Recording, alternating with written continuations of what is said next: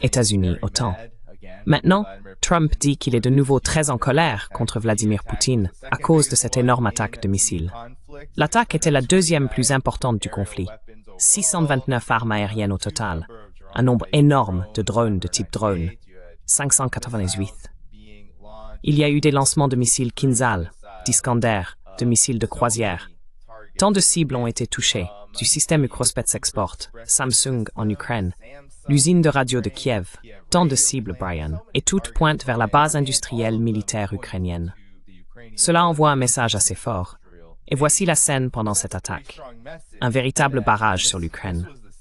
Alors, qu'est-ce que cela dit sur la situation actuelle, étant donné cette soi-disant reprise des pourparlers?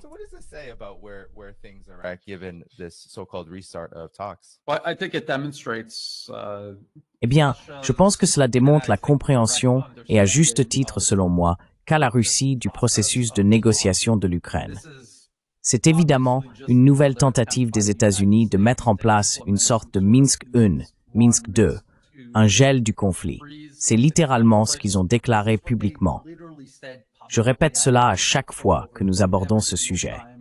Le secrétaire à la Défense américain, Pete Hegseth, dès février, au tout début de l'administration Trump, a parlé de geler le conflit, pas de le résoudre, mais de le geler, en envoyant des troupes européennes et non européennes, mais pas américaines, en Ukraine, pour instaurer une sorte de gel du conflit à la Minsk I, Minsk II, voire à la syrienne.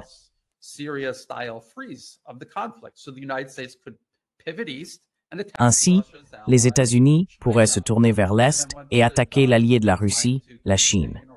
Puis, une fois qu'ils auront tenté de contenir ou d'endiguer la montée en puissance de la Chine, ils reviendront s'occuper de la Russie plus tard. Ils appellent cela la séquence stratégique. Tout cela est public, tout le monde le sait. La Russie le sait. C'est pourquoi la Russie ne prend rien de tout cela au sérieux. Ils sont polis, ils participent à ces discussions, mais ils ne s'engagent absolument à rien.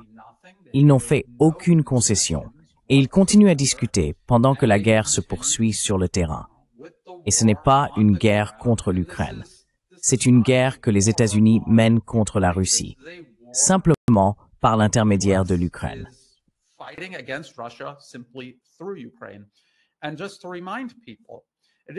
Et juste pour rappeler aux gens, il ne s'agit pas simplement que les États-Unis soutiennent les Ukrainiens dans tout cela. Les États-Unis supervisent littéralement chaque aspect de ce conflit. Il y a des généraux américains en Allemagne en ce moment qui dirigent toute la guerre, de la stratégie globale jusqu'à la sélection des cibles individuelles sur le champ de bataille. Nous en parlions juste avant de passer en direct. Nous évoquions le fait que le président Trump a si gracieusement exigé que les Ukrainiens ne mènent aucune frappe à longue portée contre la Russie. Le but de cette demande n'était pas que le président Trump soit fondamentalement opposé à frapper la Russie, mais parce qu'il souhaite mettre fin au conflit.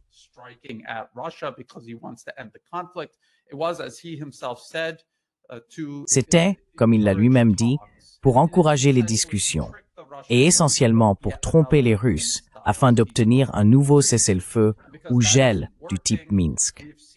Et comme cela ne fonctionne pas, nous avons vu l'administration Trump commencer en parallèle à armer l'Ukraine avec des armes à plus longue portée. Finalement, ils vont lever la restriction sur l'utilisation des missiles occidentaux pour attaquer des cibles russes.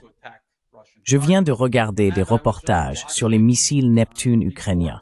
Ce sont des missiles longue portée, censés être fabriqués par l'Ukraine, bien qu'évidemment avec l'aide de l'OTAN et des États-Unis.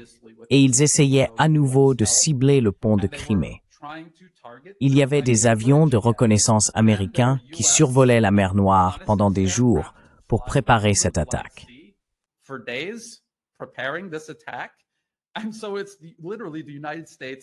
C'est donc littéralement les États-Unis qui choisissent les cibles, fournissent toutes les informations à l'Ukraine, et l'Ukraine ne fait qu'appuyer sur le bouton pour lancer la frappe. Une fois de plus, comme d'habitude, les systèmes de défense aérienne et antimissiles russes ont arrêté cette attaque contre le pont, et il n'en est rien résulté. mais c'est l'administration Trump qui fait semblant d'empêcher les frappes de missiles à longue portée contre la Russie, tout en continuant en réalité à les mener et à préparer d'autres frappes. La Russie ne s'y trompe pas. C'est pourquoi la guerre continue. C'est une guerre qui doit se régler sur le champ de bataille, et c'est ce que fait la Russie.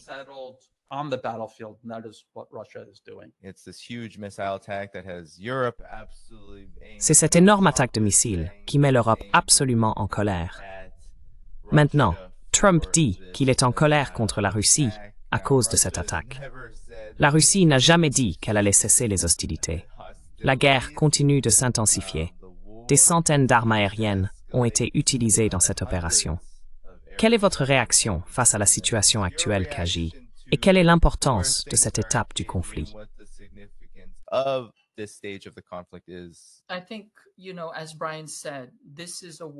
Je pense, comme l'a dit Brian, que c'est une guerre qui va se décider sur le champ de bataille. Les Russes ne se font aucune illusion. Ils ne vont pas se laisser berner par, vous savez, les beaux discours, le Minsk III ou quoi que ce soit d'autre. Ils sont donc parfaitement conscients de ce qui va se passer. Cela va se jouer sur le champ de bataille. Et ils disposent d'une force écrasante. Ils ont certainement la capacité tactique, stratégique et industrielle de submerger les Ukrainiens. Ils commencent à transformer les lignes de front en gruyère, tout en menant ces immenses attaques à distance. Donc je pense que tout cela est assez clair, mais ce qui est intéressant ici, c'est la façon dont les États-Unis réagissent avec une extrême frustration et s'en prennent à leurs soi-disant alliés, entre guillemets.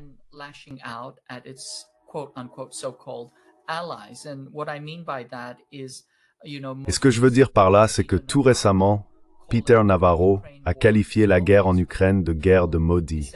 En gros, l'Inde affirme « c'est notre souveraineté, nous achetons du pétrole à qui nous voulons, vous n'êtes pas obligés d'acheter chez nous, mais nous allons acheter et vendre à qui bon nous semble. » Et Navarro rend les Indiens responsables de la guerre en Ukraine. Il dit que c'est une blanchisserie pour le Kremlin. Et vous savez, dans les cercles d'élite de haut rang, Ashley Tellis affirme que Trump a fait plus pour rapprocher l'Inde, la Chine et la Russie que n'importe quel autre président de l'histoire. En fait, de façon cynique ou sarcastique, je pense qu'il dit que Trump a fait plus pour la paix que n'importe quel autre président, parce qu'il a essentiellement créé une coalition qui n'était pas censée exister.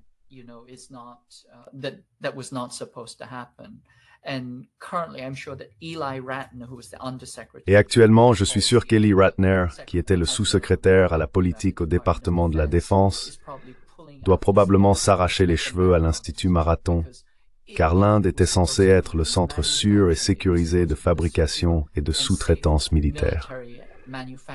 Et maintenant, Trump a tout balayé d'un revers de main. Essentiellement, la logique ici est que, vous savez, quand le tyran est frustré, la première personne sur laquelle il va s'en prendre, c'est son acolyte. Et l'Inde est l'acolyte le plus proche et le plus commode à malmener. Tout cela pour dire que les choses ne vont pas bien pour les États-Unis et que tout ce que les États-Unis essayent d'accomplir est également contrecarré par leur propre manque de compréhension stratégique et de compétences diplomatiques.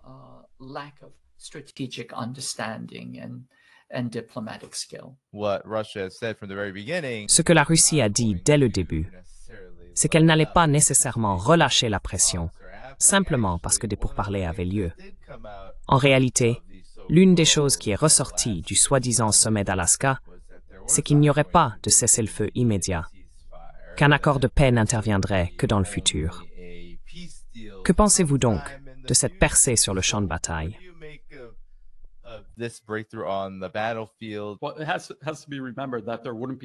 Eh bien, il faut se rappeler qu'il n'y aurait aucune discussion avec les États-Unis si la Russie n'avançait pas sur le champ de bataille.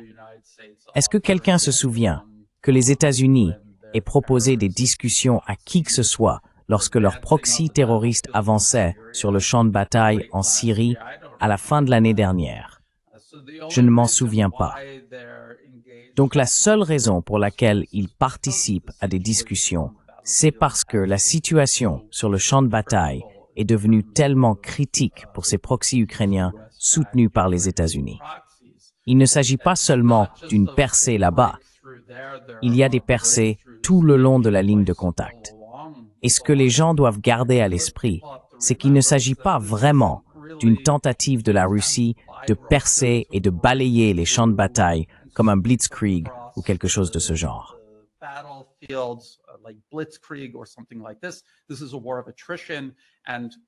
C'est une guerre d'usure.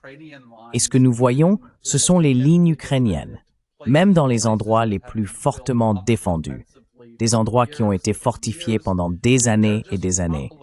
Elles s'effondrent, tout simplement. Il n'y a pas assez de main-d'œuvre. Nous en parlons tous depuis au moins 1 ou 2 ans, à quel point la pénurie de main-d'œuvre est devenue critique. Et ce que les gens ne comprennent pas, c'est que lorsque vous entendez des experts américains et occidentaux parler de reconstituer les forces ukrainiennes, de reconstruire des brigades, on ne peut pas faire cela du jour au lendemain. Une brigade, c'est pas simplement 4000 hommes formés, ayant suivi l'entraînement de base, puis arrivant sur le champ de bataille.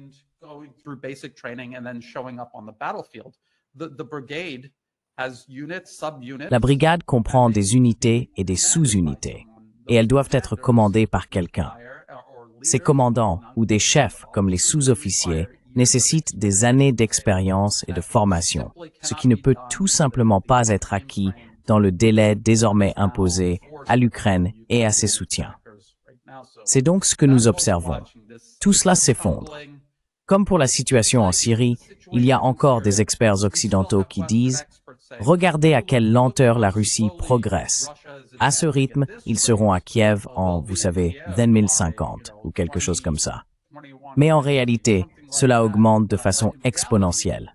Le rythme auquel ils avancent actuellement est bien plus rapide que l'an dernier. Et l'année prochaine, si tout cela continue, il sera encore plus élevé.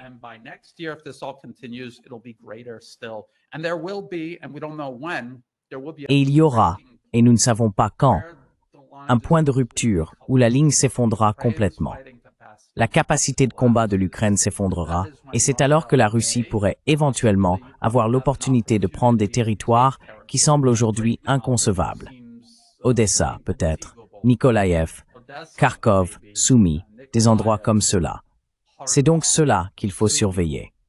C'est ce qui a créé ce sentiment d'urgence à Washington et à Bruxelles, ainsi qu'à Londres. Londres et Bruxelles, c'est essentiellement la même chose. Et c'est pourquoi les États-Unis font autant pression pour un gel. Il n'y a aucun intérêt pour la paix. Ils veulent faire payer le prix le plus élevé possible à la Russie et prolonger la situation aussi longtemps que possible.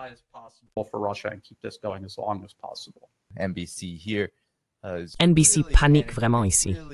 Ils veulent vraiment que Poutine et Zelensky se rencontrent. Ils veulent que ce conflit soit gelé. Voici ce que NBC News a fait avec J.D. Vance et ce qu'il avait à dire sur la question de savoir si la Russie mène les États-Unis en bateau. J'ai eu l'occasion de m'entretenir avec le ministre des Affaires étrangères russe. J'ai entendu. Oui, il dit qu'à l'heure actuelle, aucune rencontre n'est prévue entre le président Poutine et le président Zelensky. Il a ajouté qu'il fallait d'abord un ordre du jour déclarant, je cite, « Cet ordre du jour n'est pas du tout prêt ». Les Russes font-ils attendre le président Zelensky pour rien?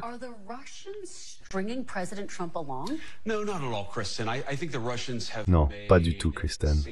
Je pense que les Russes ont fait d'importantes concessions au président Zelensky pour la première fois en 3 ans et demi de ce conflit. Ils ont réellement accepté d'être flexibles sur certaines de leurs exigences fondamentales. Ils ont évoqué ce qui serait nécessaire pour mettre fin à la guerre.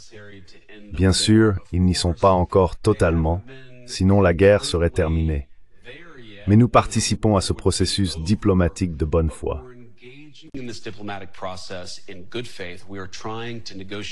Nous essayons de négocier autant que possible avec les Russes et les Ukrainiens afin de trouver un terrain d'entente pour mettre fin aux tueries.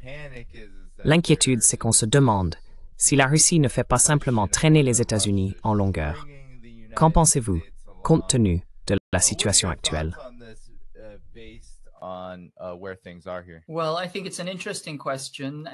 Eh bien, je pense que c'est une question intéressante et, vous savez, il faut jamais croire quoi que ce soit tant que cela n'a pas été officiellement démenti. Donc je pense que, dans cette situation, ils sont vraiment inquiets. Comme Brian l'a dit, la Russie est clairement en train de gagner sur le champ de bataille. C'est la guerre des États-Unis à perdre. Ils sont à court de main-d'œuvre. Vous savez, il n'y a qu'un nombre limité de personnes que l'on peut rafler dans les rues.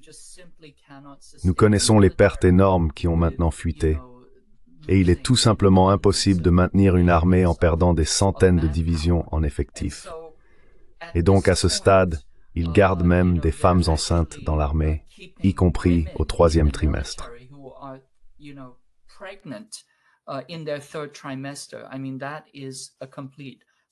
Je veux dire, c'est un signe total de désespoir. Bien sûr, cela remonte à cette idée initiale selon laquelle ils allaient saigner la Russie sur le champ de bataille. L'Ukraine devait être cette table de saignée, et ils allaient simplement faire saigner la Russie sur le chemin vers la Chine, parce que la Russie était, vous savez, une station-service, et n'était essentiellement qu'un amuse-bouche avant de passer au plat principal, qui devait être la Chine. Eh bien, vous savez, l'amuse-bouche s'est avéré être du poisson plat, et ils s'étouffent avec les arêtes. Ils n'iront pas beaucoup plus loin, même s'ils veulent encore très très désespérément aller de l'avant.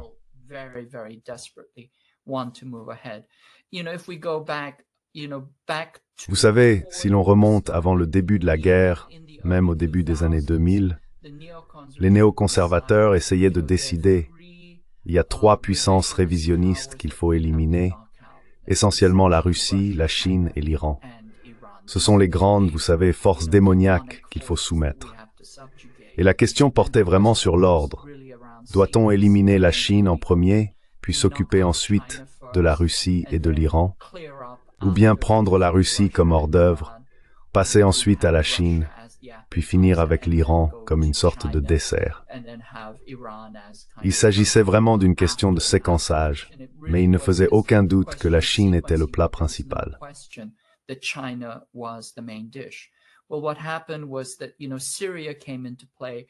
Eh bien, ce qui s'est passé, c'est que la Syrie est entrée en jeu, la Russie soutenait la Syrie, et c'est à ce moment-là que la faction Nuland a décidé qu'il fallait d'abord neutraliser la Russie, car sinon la Russie allait perturber leurs plans au Moyen-Orient. Ils se sont donc tournés vers la Russie, ont provoqué cette guerre, et s'attendaient à ce que ce soit une promenade de santé, n'est-ce pas? Je veux dire, les néoconservateurs pensent toujours cela. Et il s'est avéré, comme nous le savons aujourd'hui, que l'OTAN et les États-Unis sont complètement battus sur le champ de bataille.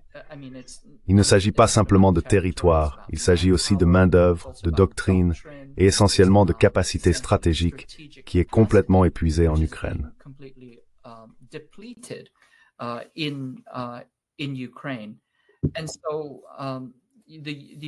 Ainsi, les États-Unis veulent se retirer et voir s'ils peuvent établir une division du travail appropriée.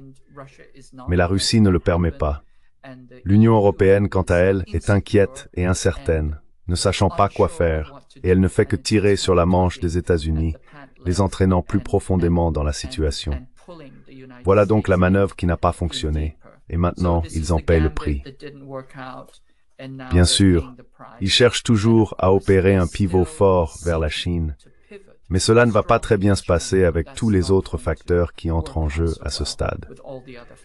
Vous savez, il m'arrive de penser à ce terme de Hegel lorsqu'il parle de la ruse de la raison, que l'histoire avance par des sortes de mouvements en cavalier. Et ce que Trump essaye vraiment d'accomplir, il réalise en fait l'inverse.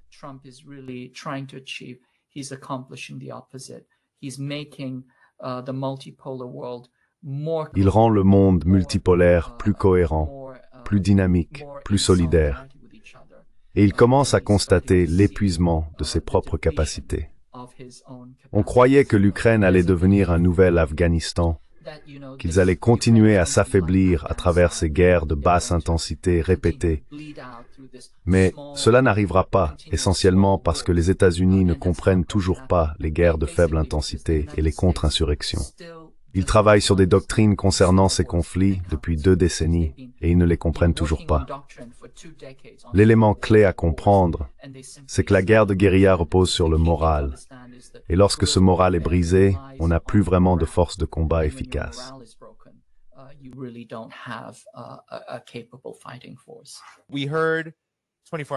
Nous avons entendu 24 heures. Nous avons entendu quelques semaines, même tout récemment. On nous a dit que très peu de temps après la rencontre entre Poutine et Trump en Alaska, il y aurait une rencontre entre Zelensky et Poutine.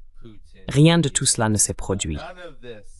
Et voici maintenant Steve Witkoff qui dit quand il s'attend à ce qu'un accord soit conclu. Nous devons donc aborder tous ces aspects, mais nous en sommes conscients. Nous avons des équipes techniques qui travaillent dessus, et nous espérons qu'à la fin de cette année, et peut-être bien plus tôt, nous pourrons réellement trouver les éléments nécessaires pour parvenir à cet accord de paix. Fin de cette année. Brian, fin de cette année. C'est une toute autre histoire que ce que nous avons entendu jusqu'à présent.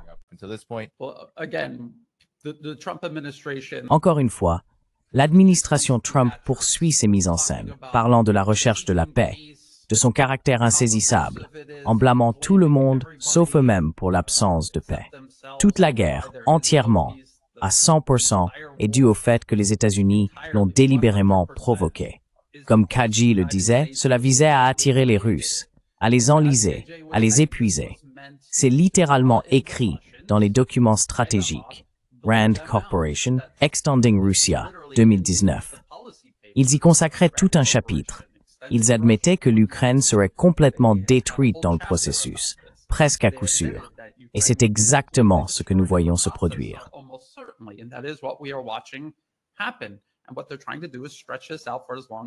Et ce qu'ils essaient de faire, c'est de prolonger cela aussi longtemps que possible. Ils espéraient que cela finirait par épuiser et saigner la Russie. D'une certaine manière, c'est un peu le cas. Encore une fois, si l'on regarde la Syrie, l'effondrement de la Syrie a obligé la Russie à prendre des décisions. Devons-nous nous concentrer sur l'Ukraine et la prioriser, ou devons-nous détourner des ressources vers la Syrie? Ils ont décidé de se concentrer et de donner la priorité à l'Ukraine. Et la Syrie s'est effondrée, ce qui montre qu'il y a des limites à ce que la Russie, mais aussi l'Iran et la Chine, peuvent ou ne peuvent pas faire. Mais ils ont choisi de se concentrer sur l'Ukraine. Comme vous le dites, les objectifs changent constamment.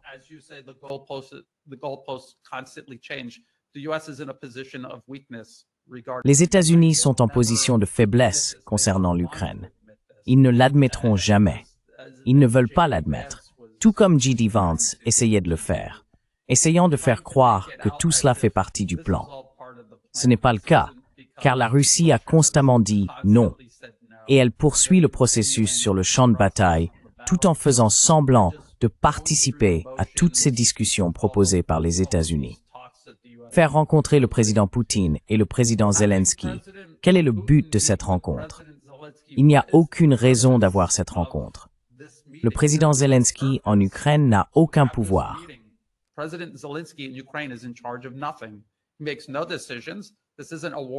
Il ne prend aucune décision. Ce n'est pas une guerre qu'il a lui-même déclenchée. C'est une guerre initiée par ceux qui l'ont mis au pouvoir et qui le maintiennent en place.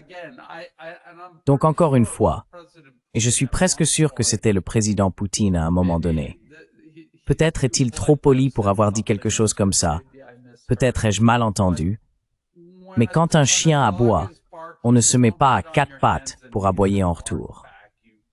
On s'adresse à la personne qui tient la laisse. C'est pourquoi la Russie insiste pour parler aux États-Unis et exige que les États-Unis fassent quelque chose à ce sujet, pas l'Ukraine, car ce n'est pas contre l'Ukraine que la Russie se bat réellement.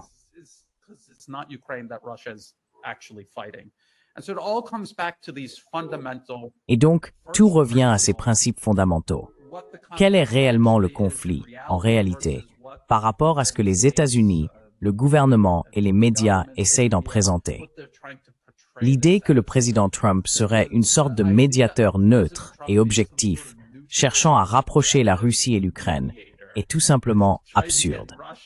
Et lorsque vous présentez de telles absurdités à une nation que vous attaquez, contre laquelle vous menez une guerre d'agression par procuration, vous insultez leur intelligence, en plus de tout ce que vous leur avez déjà fait subir, menacez leur sécurité nationale directement à leurs frontières.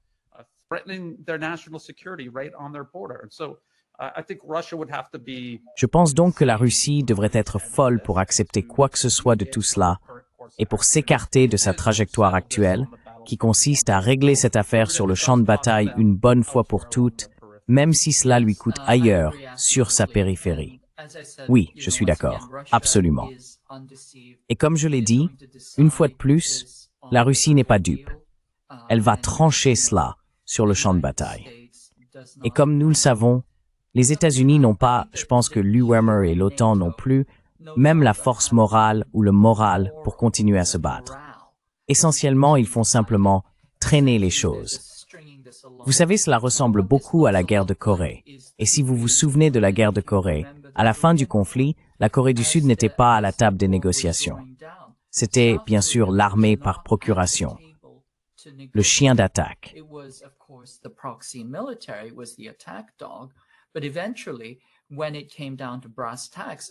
Mais finalement, quand il a fallu passer aux choses sérieuses et parler de pouvoir de négociation, les discussions pour l'armistice avaient lieu. La Corée du Sud n'était littéralement pas à la table. À ce jour, il existe un armistice, mais la Corée du Sud n'en est pas signataire. Je pense que la situation est très similaire. Je crois que les États-Unis aimeraient que la situation reste figée, comme en Corée.